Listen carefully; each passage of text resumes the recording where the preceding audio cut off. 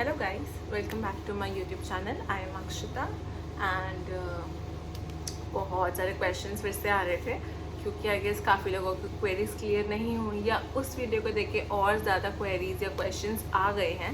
So let's start with the questions first. उसके बाद as per demanded by someone कि मेरा कॉलेज का फर्स्ट डे कैसा रहा, मैं उसके बारे में भी अपना एक्सपीरियंस ज़रूर शेयर करूँगी, तो बने रहें एंड तक. So we start with the questions. तो पहला क्वेश्चन ये था कि फीस स्ट्रक्चर 5 ईयर्स का क्या है. मोस्ट प्रोबेबली लोग कह रहे हैं कि 40 लाख कैसे.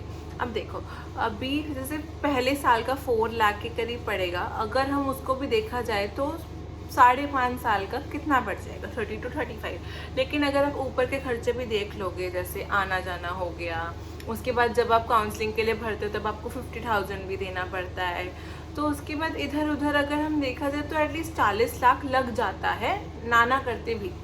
तो उसके हिसाब से एसेट 40 लाख के अराउंड. और जो हॉस्टल में रहता है उसके तो खर्चे अलग ही हो जाते हैं ना. फिर मैं हॉस्टल में रहती हूँ तो मेरे खर्चे उस हिसाब से अलग है, तो 40 लाख के अराउंड हो जाता है. दूसरा क्वेश्चन कि यहाँ पे हिडन चार्जेस कह रहे हैं. हिडन चार्जेस नहीं है, ऐसा कुछ नहीं है. हिडन चार्जेस वगैरह कुछ नहीं होता.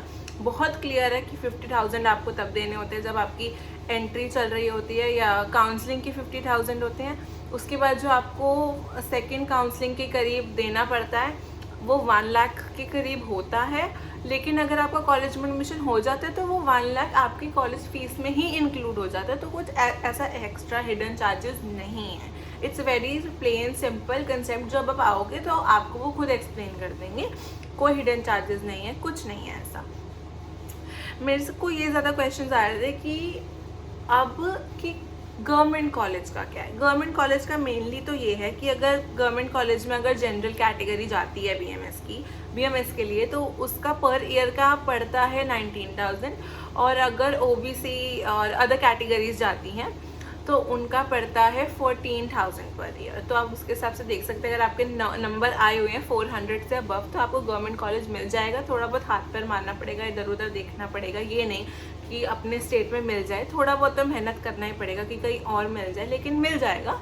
इतनी गवर्नमेंट कॉलेज की फ़ीस होती है बीएमएस की, somewhat around 20,000 for general and 15,000 for other categories. And other thing was like modern infrastructure है या नहीं. हमारे कॉलेज, मुझे नहीं पता कि बाकी कॉलेजेस का होता होगा या नहीं होता होगा, बट हमारे कॉलेज का surely it's like MBBS infrastructure only. Proper infrastructure है जैसे बाकी उसका फैकल्टी का इंफ्रास्ट्रक्चर है, वैसा ही हमारा भी है. कोई ऐसा डिस्क्रिमिनेशन नहीं है कि उनको ज़्यादा वैल्यू है या हमको ज़्यादा वैल्यू है.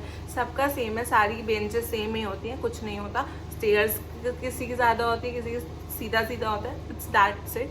और कोई फ़र्क नहीं है, सबका सेम. कॉलेज पूरा सेम ही है, तो सबके लिए इंफ्रास्ट्रक्चर सेम ही है. It's just like MBBS. उतनी इज्जत दी जाती है, उससे ज़्यादा ही दी जाएगी. ज़्यादा ही पढ़ाई कर रहे हो तो ज़्यादा टेंशन लेने की ज़रूरत नहीं है. And other thing was like कि ड्रेस. हाँ, SGT की यूनिवर्सिटी में हर फैकल्टी के अलग अलग ड्रेस कोड है. हर शर्ट का कलर अलग है. जैसे हमारी फैकल्टी है BMS तो उसका लाइट येलो कलर है, और MBBS का हल्का सा डार्क येलो है, और नर्सिंग फैकल्टी का पिंक कलर का शर्ट है. तो ऐसे सबका है. जैसे हमारे में इंजीनियरिंग फैकल्टी भी है, उनका ब्लू कलर का शर्ट होता है, उनको ब्लैक कोट्स मिलते हैं, हमको वाइट कोट मिलते हैं क्योंकि हमको लैब्स में जाना होता है. तो ऐसे है सब. SGT में ड्रेस कोड्स हैं, हर फैकल्टी का अपना ड्रेस कोड है. आप ऐसे कुछ घर से कपड़े पहन के नहीं आ सकते. यहाँ पे एक ड्रेस कोड कंपल्शन है for the students. And another thing, मेरा बैच 2021 का है. 2021-2022 का बैच है मेरा, जो पूछा गया था उसके लिए मैं बता रही हूँ. एंड अदर थिंग, हॉस्पिटल में पेशेंट्स का फ्लो है. अगर MBBS वाले जो मेन हॉस्पिटल SGT का है, वहाँ देखा जाए तो एटलीस्ट पेशेंट काफ़ी अच्छा आ जाता है, शाम तक काफ़ी पेशेंट्स रहता है. लेकिन अगर आयुर्वेदा में देखा जाए, क्योंकि आयुर्वेदा हॉस्पिटल अभी अंदर है, वो बाहर नहीं आया है, क्योंकि अंदर के साइड पे ज़्यादा पेशेंट आना थोड़ा मुश्किल है. क्योंकि अभी आयुर्वेदा हॉस्पिटल अंदर की साइड है, तो कितना ही पेशेंट आ जाएगा. पेशेंट आता है, ये नहीं कह रही कि मैं पेशेंट नहीं आता, काफ़ी पेशेंट आता है. लेकिन मोस्ट प्रोबेबली अब यूनिवर्सिटी के स्टूडेंट्स आ जाते हैं, लेकिन उसमें भी काफ़ी पेशेंट हो जाता है. चाहे यूनिवर्सिटी के स्टूडेंट्स क्यों नहीं आते, क्योंकि उनको भी पता है कि नेचुरली ठीक होना है. लोगों को होता है कि आयुर्वेद इज़ बेटर ऑप्शन, तो वो आ जाते हैं. ऐसा जिनकी थिंकिंग होती है वो क्यों नहीं आते. पंचकर्मा के लिए बहुत लोग आते हैं, ऐसा कुछ नहीं है, पेशेंट फ्लो काफ़ी अच्छा है। मेन हॉस्पिटल में एटलीस्ट जब भी मैं जाती हूँ किसी भी रीज़न से, अगर मैं वहाँ जाती हूँ तो एटलीस्ट 16 से 17 पेशेंट तो बैठा ही होता है। ऐसा नहीं कि खाली पड़ा हुआ है, कुछ है ही नहीं, काफ़ी पेशेंट रहता है through out the day. And next question was like books. हम यहाँ बात करते हैं बुक्स की, बुक्स एंड की कैसे पढ़ाई है। बुक्स बहुत सारी हैं, ऐसा नहीं है, मैं तो खुद देख के डर गई थी, बहुत सारी बुक्स हैं। पहले ईयर में आपके मेन 5 सब्जेक्ट्स हैं। पहले ईयर में आपको संस्कृत पढ़ाना इज़ अ कंपल्सरी, क्योंकि हर किसी को संस्कृत नहीं आती, हर कोई संस्कृत पढ़ के नहीं आता, रेडी नहीं होता। एंड दूसरा सब्जेक्ट इज अष्टांग हृदय, जिसमें आपको मेनली आपके डेली बेसिस, आपको डेली में क्या करना चाहिए, कैसे करना चाहिए, मेडिसिन कैसे लेनी चाहिए, मतलब वो सब चीज़ों के बारे में अष्टांग हृदय होता है। वो आपको धीरे धीरे जब आप पढ़ोगे वो आपको तभी समझ आएगा, आप इतनी जल्दी फर्स्ट टाइम पे ग्रास्प नहीं कर सकते। लेकिन हाँ, जिसको इंटरेस्ट आ जाए उसके लिए बहुत ईजी है, जिसको नहीं है ऑब्वियसली उसके लिए डिफिकल्ट है। लेकिन धीरे धीरे when you start studying your self, you start learning your self, तो बहुत आसान हो जाता है। इट टेक्स टाइम ऑब्वियसली, कोई आसान सी बात है नहीं कि आप कहाँ अपने 11th-12th में फिजिक्स केमिस्ट्री पढ़ के आए हो ना, ऑल ऑफ अ सडन आपको संस्कृत की किताबें पकड़ा दी जाएँ तो कैसे ही पढ़ोगे, थोड़ा डिफिकल्ट होता है। इसीलिए हमारा संस्कृत एक मेन सब्जेक्ट रहता है फर्स्ट ईयर में। उसके बाद हम आते हैं पदार्थ विज्ञान पे। कुछ कहते हैं पदार्थ विज्ञान बहुत इजी है, कुछ कहते हैं बहुत डिफिकल्ट है। वो इंसान की समझ पे होता है कि कैसा है। अभी फर्स्ट ईयर के लिए मेरे लिए थोड़ा सा डिफिकल्ट है पदार्थ, क्योंकि इट्स लाइक कभी कभार समझ नहीं आता, कभी कभार बहुत ज़्यादा समझ आ जाता है, क्योंकि उसमें फिर हमको संहिताज भी पढ़नी होती है। जैसे 3 संहिताज होती हैं, मेनली चरक और सुश्रुत होती हैं। चरक में हमको मेडिसिन के बारे में बताया जाता है और सुश्रुत में सर्जरी। सुश्रुत हमारी आती है 3rd-4th ईयर से, और चरक हमको 1st और 2nd ईयर में ही पढ़नी शुरू करनी पड़ती है। तो अब हमको धीरे धीरे चरक भी पढ़नी है। तो चरक की किताबें देख के तो पहले इंसान बेहोश हो जाता है, बट धीरे धीरे उसको भी समझना है। उसमें सब कुछ है, उसमें श्लोक ज़्यादा हैं, बहुत ज़्यादा हैवी श्लोक्स हैं, ये नहीं कि बटे हुए हैं एक पैराग्राफ्स में श्लोक्स हैं। तो धीरे धीरे समझना पड़ता है, वक्त लगता है। तो पदार्थ विज्ञान और अष्टांग हृदय में दोनों में मिलकर श्लोक्स आते हैं, हमको संहिता भी बढ़ाई जाती है उन दोनों के साथ। वो दोनों सब्जेक्ट्स थोड़े से कोऑर्डिनेटेड से हैं। लाइक पदार्थ पढ़ोगे तो पदार्थ और अष्टांग और संहिता, मतलब ये तीनों थोड़े से इधर उधर, जैसे पदार्थ और अष्टांग के श्लोक्स आपको चरक में मिल जाएंगे। तो वैसे वाला कहानी है कि हमको वो पूरी चरक संहिता की बुक भी पढ़नी पड़ती है साथ में। वो धीरे धीरे बढ़ती जाएगी, मतलब फर्स्ट ईयर में थोड़ा सा है उसका पार्ट, 2nd ईयर में फिर उसका थोड़ा सा पार्ट है, ऐसे ऐसे है। 3rd हमारा जो सब्जेक्ट आ जाता है as like MBBS, physiology. Physiology हमको मॉडर्न भी पढ़नी है। जैसे अब फिजियोलॉजी की मैंने मॉडर्न खरीद रखी है सैम्युलिंगम, तो वो भी पढ़नी है। और फिजियोलॉजी हमको जिसको हम क्रिया शरीर कहेंगे, वो हमको आयुर्वेद के तरीके से भी पढ़नी है। जो आयुर्वेद वाली बुक्स हैं वो भी पढ़नी है हमको। तो हमको दोनों पार्ट्स पढ़ने हैं। और सेम रचना शरीर विच इज़ एनाटमी, तो एनाटमी हमको मॉडर्न भी पढ़नी है और हमको आयुर्वेद वाली भी पढ़नी है। तो ये सारा हमारा सिलेबस रहता है। और बुक्स की बात है कि हिंदी या इंग्लिश, बुक्स आपको दोनों लैंग्वेज में अवेलेबल मिल जाती है। लाइक जिस स्टेट में भी हो आप उस स्टेट में आपको बुक्स मिल जाती हैं। जैसे अगर आप साउथ साइड हो तो आपको इंग्लिश में मिल जाएगी प्लस आपकी लैंग्वेज में मिल जाएगी बुक्स। और जैसे अब दिल्ली में है, हम यहाँ पे गुड़गांव में है मेरा कॉलेज, तो यहाँ पे हमको इंग्लिश में भी बुक्स मिल जाती है और हिंदी में भी बुक्स मिल जाती हैं। अब just to be like a little bit on a safe side, मैं आधी इंग्लिश पढ़ती हूँ आधी हिंदी पढ़ती हूँ, ताकि मुझे दोनों तरीके से समझ आता रहे, कन्फ्यूजन ना हो जाए। तो ऐसे ही है। बुक्स आप जो सी मर्जी लो, किसी भी लैंग्वेज में लो, टीचर्स आपकी हेल्प करेंगे, ऐसा कुछ नहीं है। टीचर्स दोनों इंग्लिश और हिंदी में समझाते हैं, ताकि जिसको इंग्लिश समझ नहीं आ रही वो हिंदी में समझ पाए, जिसको हिंदी समझ नहीं आ रही वो इंग्लिश में समझ पाए।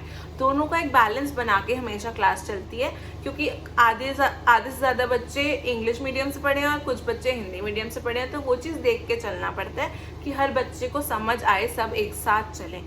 तो दोनों लैंग्वेजेस में पढ़ाया जाता है। जिसको इंग्लिश समझ नहीं आ रही वो जाके, जैसे अगर कोई टीचर की हिंदी कमज़ोर है, वो ज़्यादा इंग्लिश में पढ़ा रहा है, तो पर्टिकुलरली जाके आप उस टीचर को बोलोगे कि मुझे पार्ट समझ नहीं आ रहा, वो हर एक कोशिश करेगा आपको समझाने की। ऐसा कुछ नहीं है, आपके सारे डाउट्स क्लियर होते हैं जब आप क्लास में होते हैं। और एक्चुअली में जब आपको समझना होता है तो हर टीचर आपकी हेल्प करता है। नाउ इट कम्स लाइक कि स्टडी प्रेशर क्या है, रैगिंग होती है कि नहीं होती, वो सब चीज़ें। हमारे कॉलेज में it's an anti ragging college. हमारे कॉलेज में बिल्कुल भी रैगिंग नहीं होती। मेरे को यहाँ पे 4 महीने से ऊपर होने वाले हैं, रैगिंग तो बिल्कुल ही नहीं होती। हॉस्पिटल से लेकर इवन हॉस्टल तक लिखा है हर जगह एंटी रैगिंग कैंपस। पर्टिकुलर हर एक फैकल्टी में कमेटी बनी हुई है, जस्ट इन केस अगर कोई आपके साथ आपको परेशान करने की भी कोशिश करे तो वो एंटी रैगिंग कमेटी के पास आप जा सकते हो, अपनी फैकल्टी में कंप्लेन कर सकते हो, अगेन सारे एक्शंस लिए जाएंगे। लेकिन मैं यहाँ पे आई हूँ, आज तक तो कोई रैगिंग हुई नहीं, टचवुड कभी ना ही हो। तो it's an anti ragging campus and it's really nice कि ये चीज़ अच्छी क्या है काफ़ी। और स्टडी प्रेशर, अब ऑब्वियसली मेडिकल फील्ड है तो स्टडी प्रेशर तो होगा ही। ये तो नहीं है कि ऐसी मतलब कुछ भी आराम से दिन में एक बार पढ़ो तो हो जाएगा, ऐसा तो है नहीं। आके क्लास से रिवाइज तो करना ही पड़ेगा, किताबें तो खोलनी पड़ेंगी, पढ़ना भी पड़ेगा। स्टडी प्रेशर तो होगा। अगर हाँ जिसको हैबिट है, जैसे अब हम सारे नीट की तैयारी करके ही एक मेडिकल फील्ड में आएंगे, ऐसे तो है नहीं, तो हमको पता है कि थोड़ा बहुत इधर से भी मैनेज करना है, उधर से भी मैनेज करना है, 3-4 सब्जेक्ट को साथ लेके चलना है। जिसका हाँ ऐसे मतलब जिसको बनाना आता है, जिसको ग्रास्प करना आता है क्लास में, जिसकी लिसनिंग स्किल्स अच्छी हैं, वो काफ़ी अच्छे से मैनेज कर पाते हो। धीरे धीरे आदत भी पड़ जाती है। जैसे अब ये सारी चीज़ें नहीं है, इतनी जल्दी आप नहीं कर सकते मैनेज, तो धीरे धीरे ग्रास्प भी करना आएगा, उसमें वक्त लगेगा। लेकिन हाँ स्टडी प्रेशर धीरे धीरे झेलना भी आ जाएगा। स्टार्टिंग में तो झेला नहीं जाता, फर्स्ट 2 मंथ तो मैं खुद बहुत परेशान हुई थी कि किधर करूँ, कैसे करूँ, ये लिखूँ या इसको छोड़ के ये पढूँ या इसको करके ये पढूँ। बहुत थोड़ा सा मुश्किल तो होता ही है, लेकिन धीरे धीरे आदत लग जाएगी। अभी मेरे को भी लग ही रही है, अभी मैं इतनी जल्दी ज़्यादा बता भी नहीं सकती, धीरे धीरे लगेगी। एंड शेड्यूल तो फर्स्ट हमारे कॉलेज में है कि 9 o'clock से लेके 4 o'clock तक हमारी कॉन्स्टेंट क्लासेस होती हैं। पहले हमारा लंच ब्रेक 1 आवर का था, अब इन्होंने हाफ आवर का कर दिया, जस्ट बिकॉज अभी पेपर आने वाले सितंबर में, तो ऑब्वियसली दे वांट कि अभी जल्दी जल्दी सिलेबस ख़त्म हो, बच्चे जल्दी कर पाएँ, सिलेबस ख़त्म हो जाए। अभी शायद वापस होपफुली कर देंगे या नहीं भी करेंगे, आधे घंटे का लंच करें। तो अभी तो ऐसे चल रहा है, 9 to 10 क्लास होती है, 10 to 11, 11 to 12 and 12 to 1, then we have a break and वापस पहले जो होती थी it was 2 to 3 and 3 to 4, अब it's like from 1:30 to 2:45 and from 2:45 to 4 o'clock। अभी ये जो नया अभी सिस्टम आया है हमारे कॉलेज में, अभी तो ये चल रहा है। बाकी अभी देखते हैं नया ईयर आता है तो क्या होता है या कैसे होगा। एंड नेक्स्ट थिंग, ये सब चीज़ें हो गई, सारे क्वेश्चंस हो गए हैं। बाकी हो तो और ज़रूर बताना, मैं रिप्लाई कर दूँगी या मैं बता दूँगी, एक और वीडियो बना लूँगी मैक्स टू मैक्स, अब इससे ज़्यादा क्या ही बोलूँ। एंड द फाइनल थिंग जो मुझसे पूछा गया था कि मेरा फर्स्ट डे कॉलेज का एक्सपीरियंस कैसा था। First day of my college was like very lovely. Obviously जब आप एक नई जगह आते हो, you are just very fond of finding the place, to know the place. तो मेरे साथ भी वही था कि मुझे ढूंढना था कि कैसे है, क्या है, कौन सी चीज़ कहाँ है, कौन सी जगह कैसी है। तो पहला दिन तो ऐसे ही मेरा, पहले दिन मैं क्लास में गई, इट वाज लाइक हमको बिठाया कहीं और, लेके कहीं और गए, कुछ पता नहीं था क्या होने वाला क्या नहीं होने वाला। टीचर्स आए हमारे पहले दिन, हमारे सारे टीचर्स आए, उन्होंने खुद को इंट्रोड्यूस करा, हमको बताया, हमारे सब्जेक्ट्स के बारे में बताया कि ये सब्जेक्ट्स हैं, ये बताया कि हमारा ईयर कैसे चलेगा, कैसे क्वेश्चन पेपर्स आने वाले हैं, कितने लेंथी होंगे और कितने मार्क्स का पेपर रहेगा, कैसे कैसे पेपर्स होंगे। तो पहले दिन तो हमारा ये सब था। ऑब्वियसली पहले दिन तो बहुत खुशी होती है कि यार it's such a nice thing to know, medical field में आ गए, डॉक्टर बनने वाले हैं, मेहनत करनी है, थोड़ा थोड़ा प्रेशर भी है, थोड़ी थोड़ी एक्साइटमेंट भी होती है। और हमें हमारे थोड़े सीनियर्स भी आए थे इंट्रोड्यूस करने के लिए, वो उन्होंने हमारे साथ दमशलाज वगैरह भी खेला था, just to make us comfortable. जो हमारी नई स्ट्रेंथ आई थी, एक दूसरे के साथ हम थोड़ा मर्ज हो जाएं, इसलिए वो सब वो कर रहे थे। एंड पहला दिन काफ़ी अच्छा कंफर्टिंग डे था कि हमको कंफर्ट किया जा रहा था, एक दूसरे से मिलाया जा रहा था, इंट्रोड्यूस किया जा रहा था, हमको बताया जा रहा था कि ये है, ये ऐसे होगा। तो पहले दिन तो ये सब था। एंड ऐसे ही मेरा पहला दिन गया और जैसे ही मेरा पहला दिन ख़त्म हुआ उसके बाद मैं हॉस्टल में रहती तो ऑब्वियसली मैं कॉलेज थोड़ा घूमने गई। मैं अपने जैसे मेरे कॉलेज हॉस्टल के थोड़ा सा ही बाहर जाके बड़ा वाला गार्डन है, उसमें मंदिर है, वहाँ गए, वहाँ थोड़ी देर बैठे, टाइम स्पेंड करा, थोड़ी बहुत वीडियोस बनाई। तो ऐसा मेरा पहला दिन गया था, इधर उधर थोड़ा घूमते हुए, जानते हुए कि ये चीज़ें हैं। और एक क्वेश्चन और रह गया, it was very important question and it is पहले साल में क्या क्या चीज़ें खरीदनी हैं।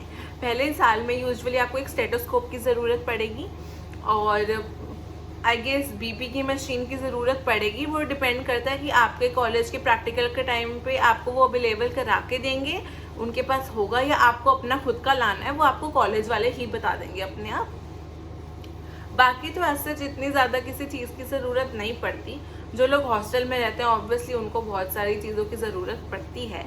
मैं उस पर वीडियो अलग से बनाऊंगी कि हॉस्टल का टूर दूंगी और एसेंशियल्स बता दूंगी कि क्या क्या ज़रूरत पड़ती है। So here do I and my vlog या वीडियो जो भी है, and I hope you like it and सारी क्वेरीज होपफुली क्लियर हो गई होंगी। And thank you so much for watching, I really love you guys. Please support करते रहना एंड सब्सक्राइब करो, शेयर करो, चैनल को बढ़ाओ प्लीज़। Love you.